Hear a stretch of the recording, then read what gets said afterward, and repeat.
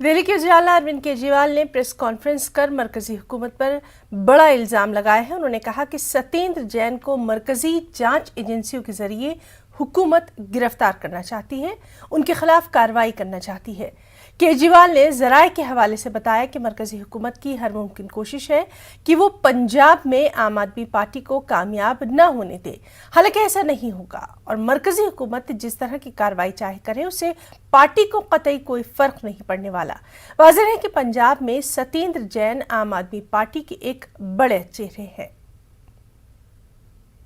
चुनाव आ रहे हैं, 5 राज्यों के चुनाव हैं, तो जाहिर तौर पे सभी केंद्र सरकार की जांच एजेंसीज भी बहुत एक्टिव हो रही हैं।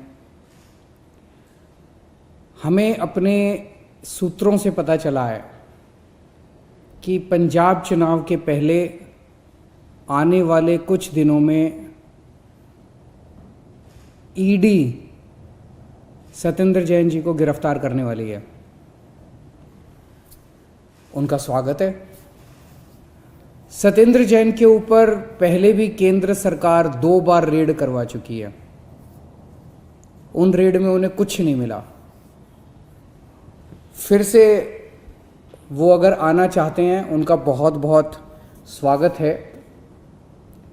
तो चूंकि चुनाव हैं और जब जब बीजेपी चुनाव कहीं भी हार रही होती है तो वो सारी एजेंसीज को छोड़ देती है, तो जाहिर तौर पे रेड भी होगी, गिरफ्तारियां भी होगी।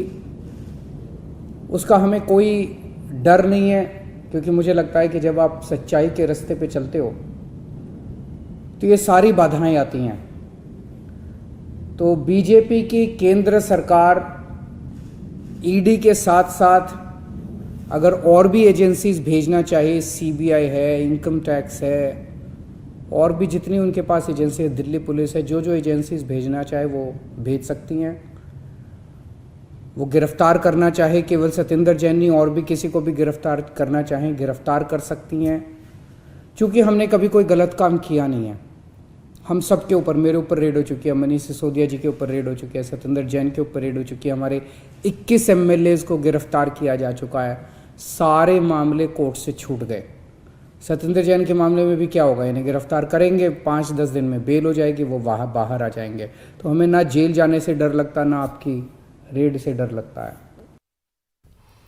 UP assembly